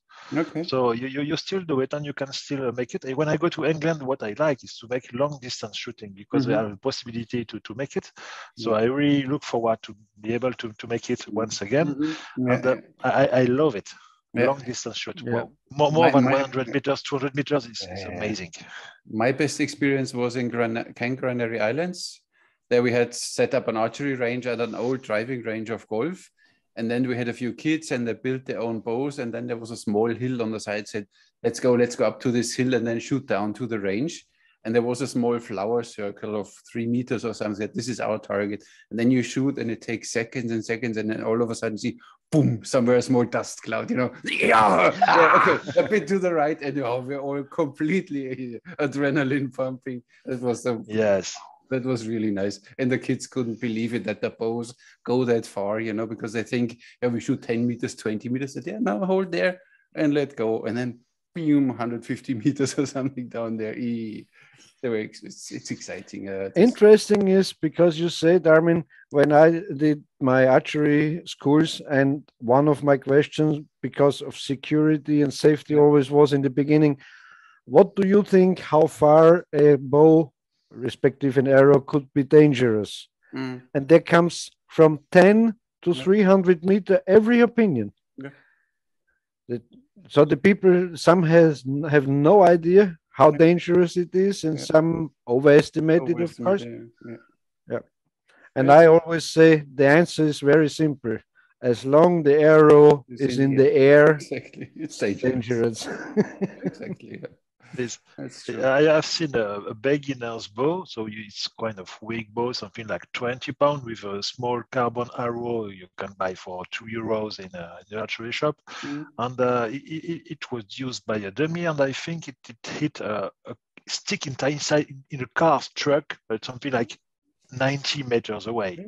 Yeah, it does. So it can be very, very complicated. And sometimes when we are making demonstrations or making attending some festivals and allowing people to shoot, we are very strict about safety. And some people, it's just bows for children. And I say to them, that's a bow for children.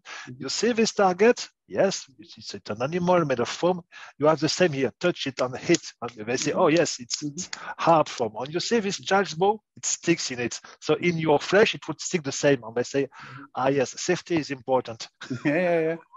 I had this when I gave this course in Germany near Ravensburg. Then, and the first day we had thumb release course. Second day we went out to a small 3D parkour close by, and we crossed a big field. And I said, guys, we don't simply walk over this field. On your knees, kids said. And I only had a snake bow because I didn't bring a bow, and they had a snake bow, 22 pounds or 26 pounds with some carbon arrows, and me too. And then I measured, it was 140 meters with a plastic snake bow. It's no problem. Yeah. And when this arrow comes down, it still has penetration power. I also used to say, look, we are now in the school using bows also a kid could draw. Yeah. And then look how dangerous they are. Yeah. It's true. Yeah. Safety always first is always my thing. That's why since 9 years, nothing ever happened at my archery range here. For safety always first. Yes. I'm really surprised that nothing is no accident ever was with this 3D shooting, because I was on some tournaments. I thought, there were two targets on the slope and they shot up, and the other one looking for the arrows and so, but I never heard about an accident with 3D, no? Yeah, maybe they don't report it, they. We have a good solution. My archery range is just near a church, and we have an archery range and just a small fence on the cemetery. Okay. There's directly for production to use. So there's never any accident. Yeah. But I think a doctor must report a kind of injury, like it's a shot injury, no? I think they're supposed to do it with firearms. I don't know if I do it. Also, if you got a stab with a knife, he has to report it. I think so. Or it's injury, I guess, because bow and arrow is considered. Yes, if you know the doctor and. Depends. The biggest problem today with arrows is these carbon arrows when they explode and you have pieces of carbon coming inside your hand. That is the real danger. Yeah. That's a big danger. Yeah. But you can fix it by yourself. I did this. Yes, for 2 years you can. There's still something left, but it's fine now. I did it once with a razor blade, and as we have nothing to clean the wood, I had to use whiskey to clean the wood. Oh. The guy was quite unhappy because it did hurt a little bit. But he could drink it afterwards, and he was fine.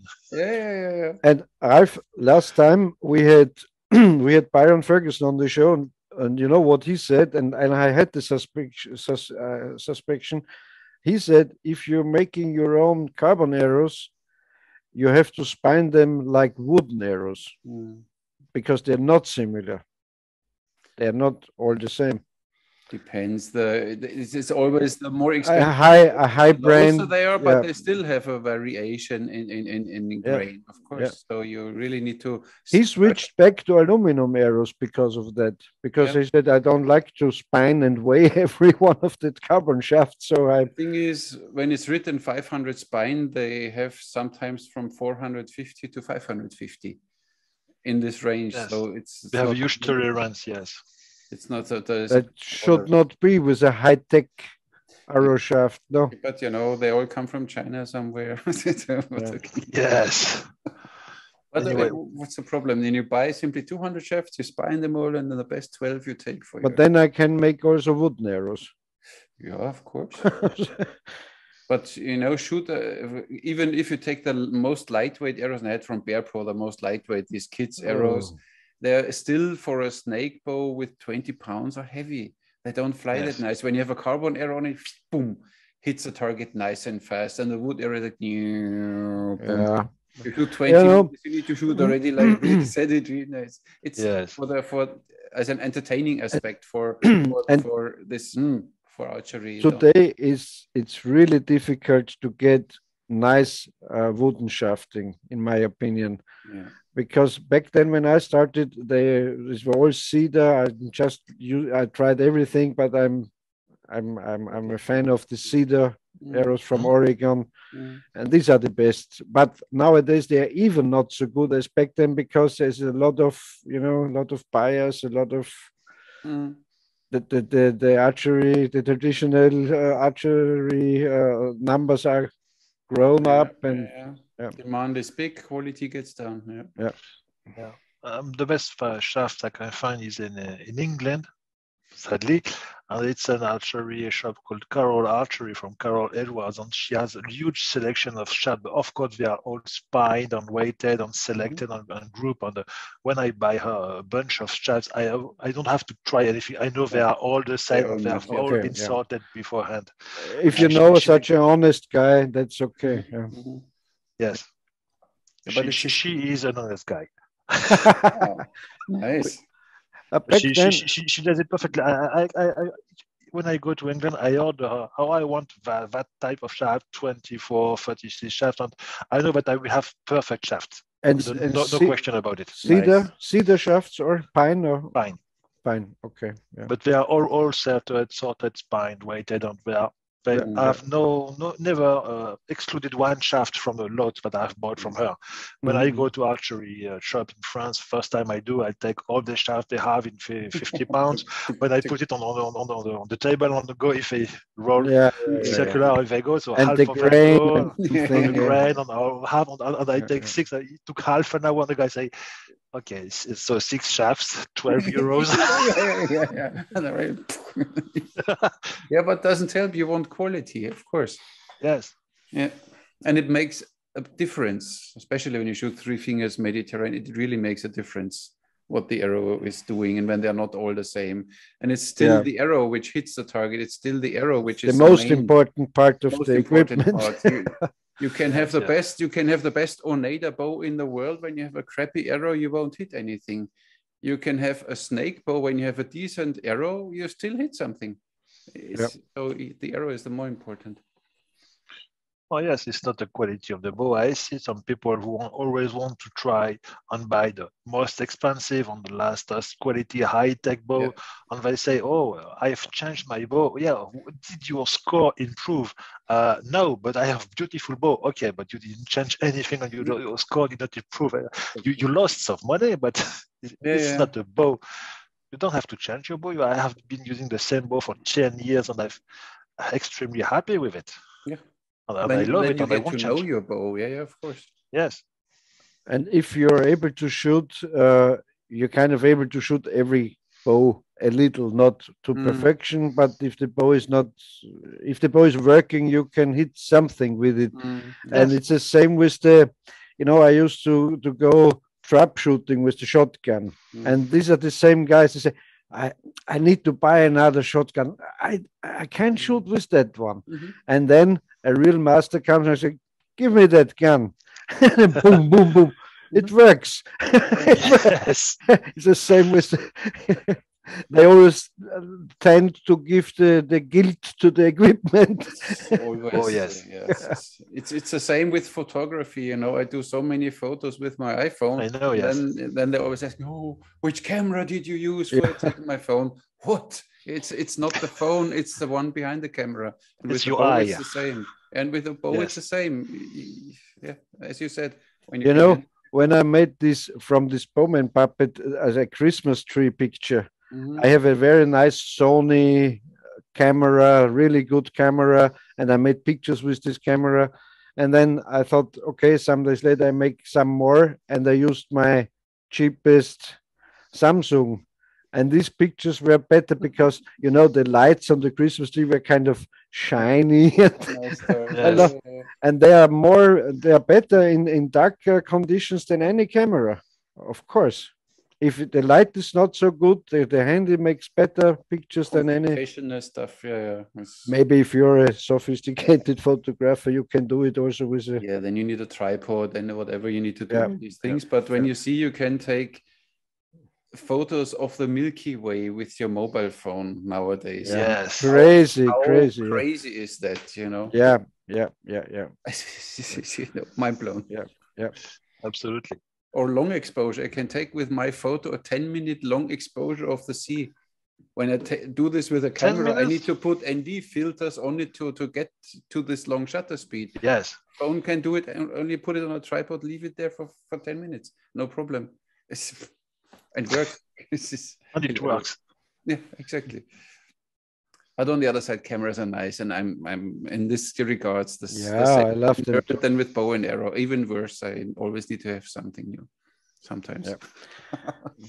You know, sometimes we talk a little about conspiracy theories, and because we talk about they are not conspiracy theories. We know that no. the truth. So it's all true. It's all true. Exactly. But one good argument concerning UFOs and you know all that stuff, because when you think about it, back then till I don't know, 15 years ago, 10 years ago, nobody had a photo.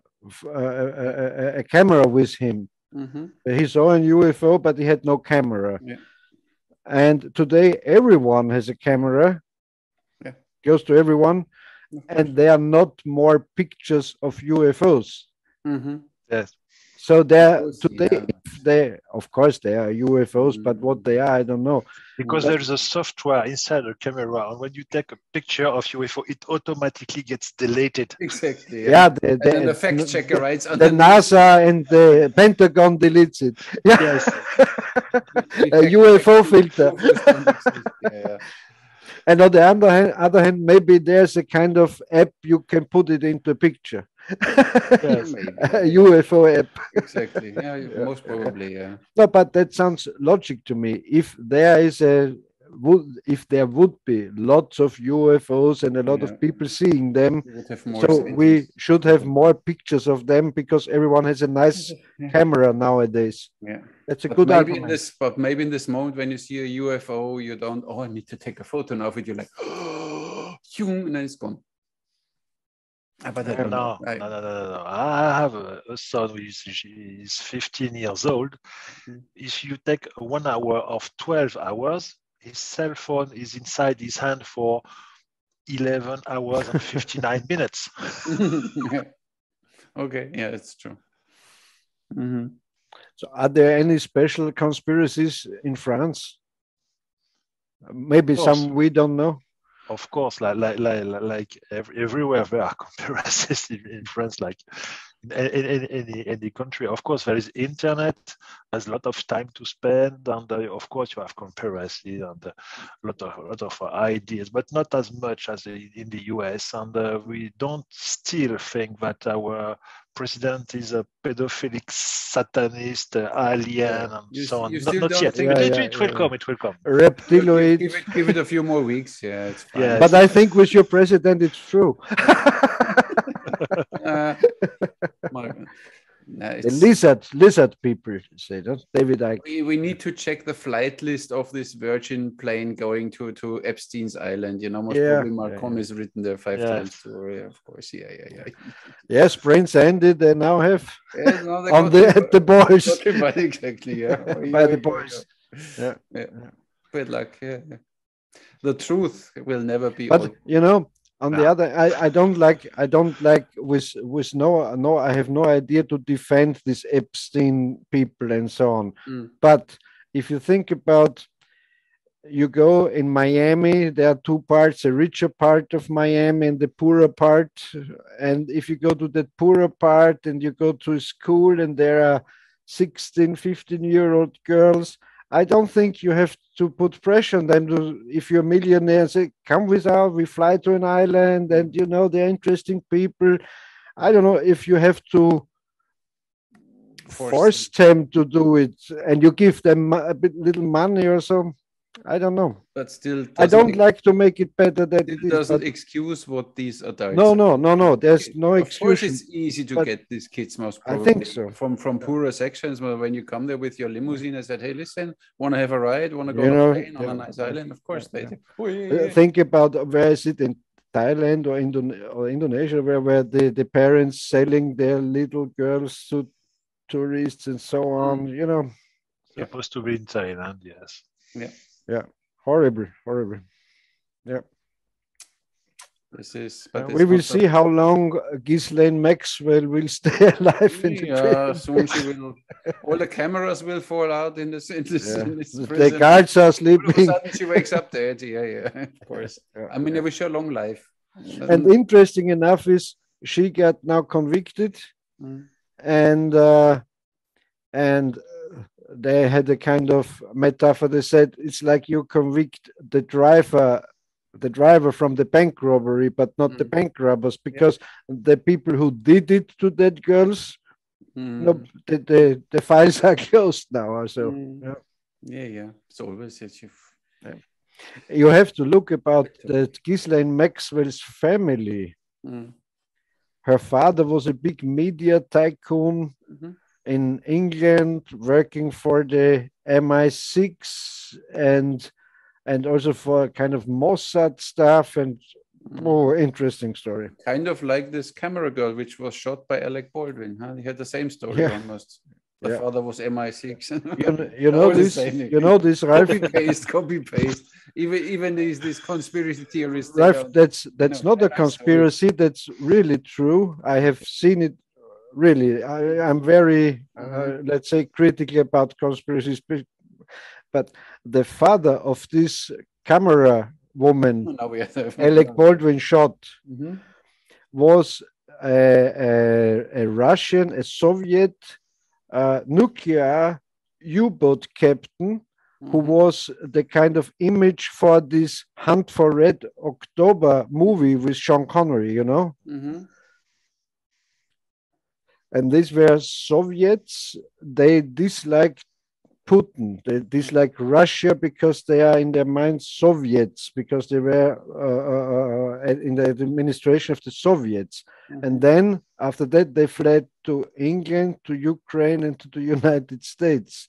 And there, her father and also she worked for the MI6 because they're making propaganda against the Russians and so on. So it's horrible. If you just dig a little in something, you will find horrible. You never.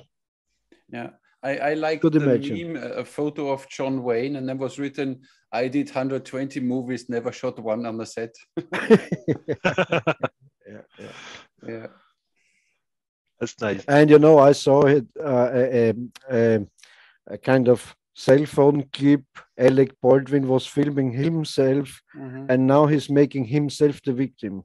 He says, it's a hard time. Someone died, and I'm so happy you support me. So he's the victim now. He shot the personal film, and now he's the victim, the poor guy. But you know, you never know how it's. Of course, at the end, it's his responsibility. I don't want to make it easy on him, but when this prop guy gives you something and says, listen, or whatever, you don't check again because you trust these people. Yeah, there are some components leading to this accident, of course. Yeah. Just ask Bruce Lee and his son. Yeah. Exactly. But there they know how it happened because I think a bullet was sticking in the barrel, and after then they fired with a blank, and so the power of the blank threw out the bullet. So Yes. this was to explain, but here it was a live round inside that Western revolver. Yeah, you never know. And the not so funny part, but if you think about it, very funny. And Alec Baldwin is very anti-gun. He's big guy of anti-gun movement in the United States. So that's kind of spice to it. Yeah, Americans. Yeah. Let's see if Trump comes back. Huh? I think so. He's willing to. He's willing to, but I think he's not making it because the Americans are still, once you lost. But they hate Biden. Even the Democrats now hate Biden, and he's very low. How is it called? Poll rates. Yeah. That he even got poll rates is a wonder. And the Democrats in the United States are very split because they have the far left greenish part of the Democrat Party, and they in the center they're kind of in our countries they would be right wingers, and they are over there Democrats. So I don't know. What does a bird need to fly? Both wings. Oh, I don't know if it's true, but they said also Hillary likes to come back. Yeah, they say so. Yeah. So the old enemies, a big showdown. Yeah, they need to make sure that Trump doesn't win again. This was an order already of one of the families. You can't even say the name of this guy anymore because last time somebody wrote, a bow builder, a very famous composite bow builder, wrote me then a private message. Listen, you were mentioning this name Rothschild, and so you seem to be what did anti-Semite. Anti-Semite, yeah. Anti-Semite. Said what? Yeah, I said maybe because you accuse me this, maybe you see it, and maybe you should think about your own. Maybe you are the anti-Semite. Because you blame me for being anti-Semitic. I don't know how it is in France, but in Germany and in Austria, if you are talking bad about bankers, you're an anti-Semite. Yeah. Really? If you say all these bankers are bandits and gangsters, anti-Semite. Yeah. Nazi. Even when you say Rothschild, when you say something about the family Rothschild, so you're against the Jews, but no, not at all. Or George Soros. If you say something against George Soros, you're an anti-Semite. Yeah. But look, he's silent. He doesn't say anything. So we should leave this topic. He doesn't want to make a statement. Well, I will stay neutral. Well, in France, we don't have a lot of scandals about saying things about Jewish people, because if you are really saying bad things about Jewish people because they are Jewish, there is a law say against that, and it's considered a kind of crime, and you can go to court. So there's a law about against saying bad things from someone because he's Jewish or because he's black or because he's whatever. So the law is quite strict, but of course you have always social medias saying to you, oh, you said that, so you think this, and because you think this, you are, you can take any sentence from anybody and imagine whatever you want with it. And it's a different thing if you say Jewish people are bad, this is wrong, of course. But if you say this, and he's by accident Jewish, but he's a bad person, that should be allowed to say. I mean, on the other way around, you saw what happened this week in Austria. There was a 9-year-old boy at school. He had to write a test, but he was exempted from wearing a face mask because of his medical condition. And then the teacher said, listen, you write the test outside. He had to sit outside in the playground, looking into his classroom at -3 degrees, and the boy was Jewish or what? No. The point I want to make there is no outcry in media because it's only an Austrian boy. Imagine this would be now a refugee kid or a black boy. Oh my Yeah. God! Heaven. Then the streets would be on fire, and the education minister would be fired. But it was only an Austrian boy. I think. So this is, this Yeah, reverse I thing, understand. Yes, if you say I like to keep my culture, you are a Nazi here around. But if a gypsy or I don't know, a Turkish person in Austria says I like to keep my culture, that's okay. I don't know. If you think about it, the white people, so-called white people, are the minority on earth. No. So we should be protected because they protect the minorities, no? Yeah, it's all crazy, Yeah. all crazy. Like and I think you have a lot of anti-Semitism in France because of the lots of Arabs, no? Because they bring it with them, of course. I think so, no? Today, the main problem is not anti-Semitism. It is genuine racism. Racism against especially Arabs or Muslims, because there's a theory saying that it's called big replacement, and the Arabs are coming to France, or the France is going to become an Arab and a Muslim country, and it's all a theory. And people they don't talk anymore, and they don't say bad things about Jewish people. It's very, very, very small minority, but there are right-wing parties which are making a lot of noise, and of course they campaign because we are going to elect a new president this year, and there's a lot of right-wing party, and they say all our problems come from foreigners and from Arabs, even if they have been second or third generation. It's just a way to show and a cause to every problem, and all our problems comes from Arabs. Like you could see before, all the problems come from Jewish, and you can see all the problems come from this other country which is on the border. Always showing a target to people while they are looking at someone else, they don't see the real problem. Just show them a target. Of course, but it gives them an enemy that they have something, of course. But I always say, because we have in Vienna, in our capital, we have a very socialist government in Vienna. And of course, most of the Muslim people are in Vienna, of course, because it's the biggest city and so on. And so kind of what the right wingers say is true, because my personal opinion is I can't blame a Turkish person or an Arabic person if he likes to establish a mosque or something, because it's his culture. But if you really overdo supporting it, they had kind of Muslim kindergartens in Vienna, and they made kind of little movies. It was horrible. So it was also not okay. So my opinion is, the people, they are letting them do it and support them too much.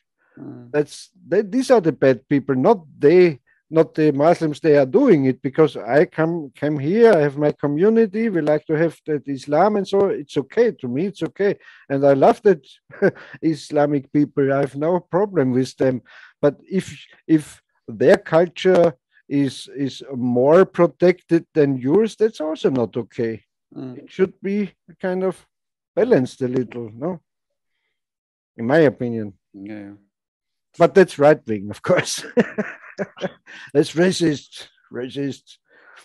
Yeah. Let's stick to the basic. Every man is born free and equal in rights. Yeah. Period. Yep. That's it. But it has to go in every direction. Absolutely. Yeah. Then you can try. Come and take it. Right winger, racist. Come and take it.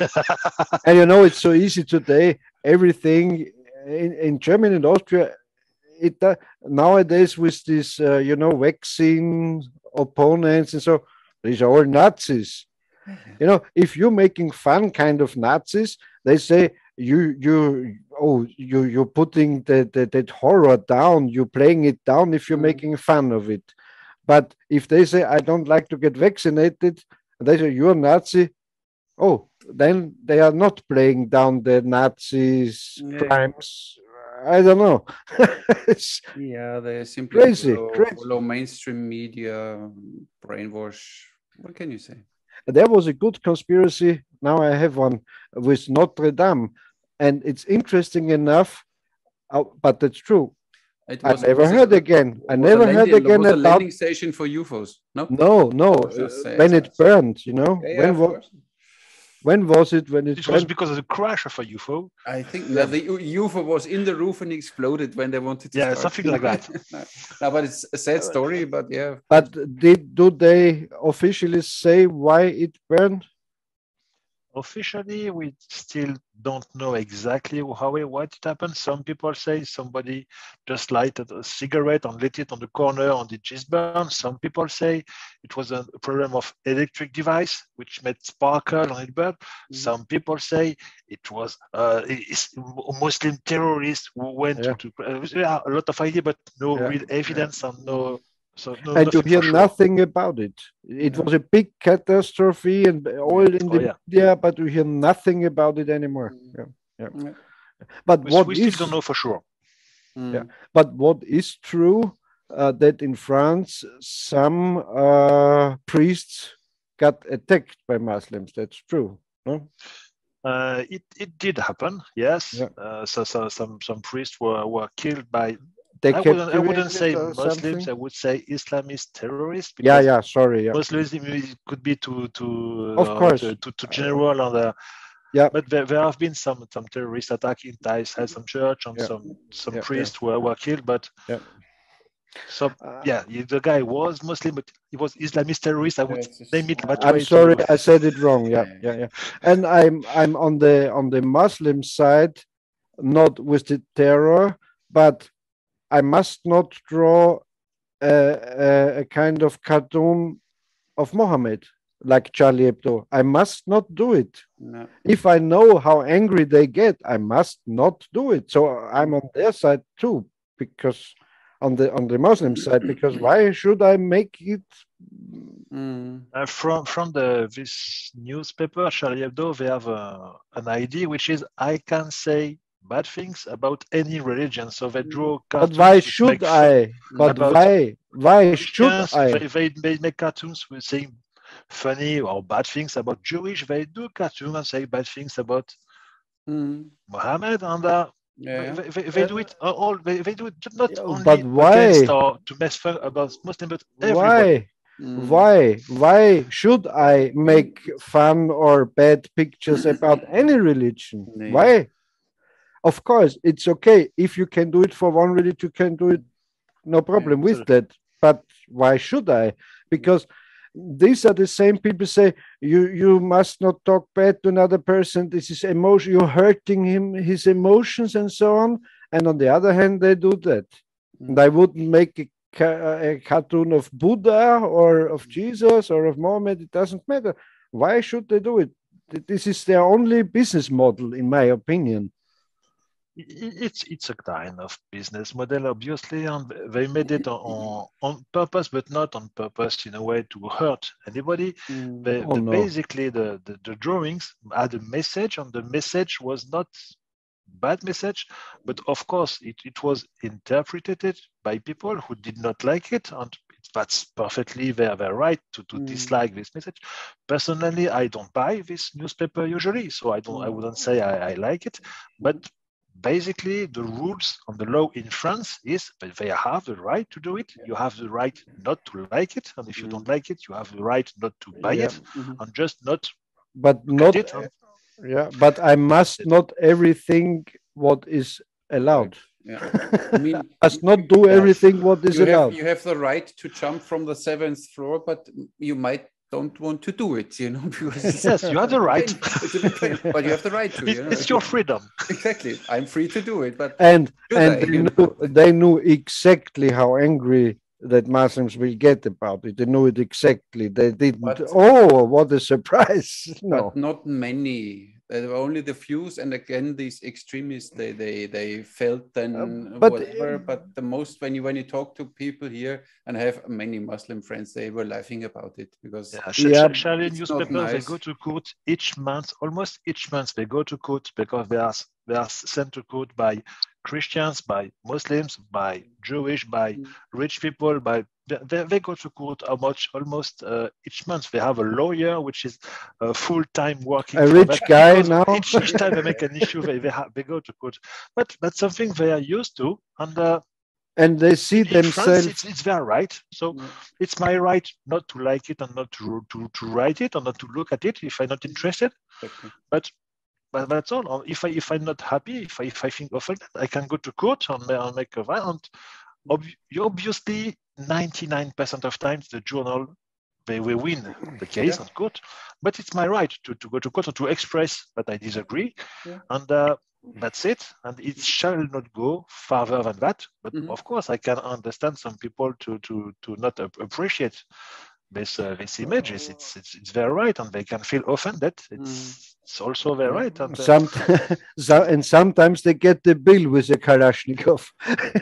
It's simply a matter of taste. Some cartoons are simply funny, and others are a little tasty, like the one in this Austrian magazine where they put the former prime minister and his wife in like it's a not crypt. funny. It's not funny. And she had then she was never involved. They made the kind of how is it called, like in Christmas, a crib picture, with the with the three holy kings. Yes. And the Jesus. They made the ex-chancellor for the Joseph, and his wife, she was never in politics. She was never to be seen with his husband. She was never involved in anything. And she was the Mary with a naked breast and breastfeeding. That's not. It's tasteless. I dislike this ex-counselor, but that's not funny because it doesn't deserve it, and for me it's tasteless. But for the one who did it, most probably, yay. That's why the same with this one. What I criticize with Charlie Hebdo is more that because they are looking on themselves as big artists who fight for freedom, but it's a kind of, like I said, a business model, because that's why they just do this, because this could not be, by accident. They like to always go to the border, to the frontier, and try how far we can get. And it's art. It's art. You don't have to be hurt. You don't have to be emotionally hurt. It's art. And that's not, for me, it's not okay. Well, it goes a bit too far off now with archery, huh? Could be. And we it's already about culture. More than 2 hours, guys. We should call it an Ooh. And it was very interesting to talk to you. And if you want, and if you can send us another time, maybe we invite you again and we talk more about this historical archery in France. It will be with great pleasure. It was a great pleasure to have you here on the show. Thank you very much. Merci beaucoup. It was my honor. No, it wasn't. It was our Thank you, Ralph. Thank you, Ralph. Thank you, Ralph. Thank you, Ralph. Nice to see you. See you again in Korea or in another country. Yeah, that would be nice. Yeah. Maybe in France. I mean, we are expecting you. I need to come now to this war museum you told me, of course, but I need to see how I can travel anymore. I'm a little possible, because I still, would I prefer to leave my jeans untouched. Maybe it would be a nice project to make a kind of book about that museum, a kind of catalog, and which kind of stuff is there and so on, the history of the museum, because it's very new. Would be I think you can make maybe you can make a chat with somebody from the museum. I can manage that. They can make you a tour of the museum. Maybe with cell phone, thing like that. But the museum is closed in winter, so it opens the gates, the doors in spring, and it closes in the beginning of November. But I'm sure we can manage something with that. Would be nice. People from the museum. They are wonderful women, and they're always willing to make interesting experiences. And I think it would be something you can make. And it would be a good promotion for the museum too, because Armin's channel is very well frequented. Yeah, I have 3 or 4 subscribers. Yeah, of course. Yeah. Mostly female fans he has. Yeah. course. My 5 ex-girlfriends are taste. subscribers, and then yeah, of course. But a bad taste they have, or what do you say? Okay. See you next time, guys. Thank you very much. Have a nice evening. See Thank you. you. Okay, we stay in contact. Take care. Take care. And Bye. to the viewers, thank you very much for watching and subscribe. Goodbye. And shall we put some link to your Facebook page in the description, that if people want to get in To the contact blog. with you, Raf, Yeah. or Of on course, the yes. email address or something for Of you? course. If someone who watches it wants to get in contact because he has a question or something, I will send you information about it. you send me the information. Yeah. And I The put it. archery blog and something. Yeah. Exactly. Yes, I have something. Perfect. Yeah. Thank you very much, Raf. See you next time. Thank you, for Ralph. watching, guys. Hasta la vista. Bye.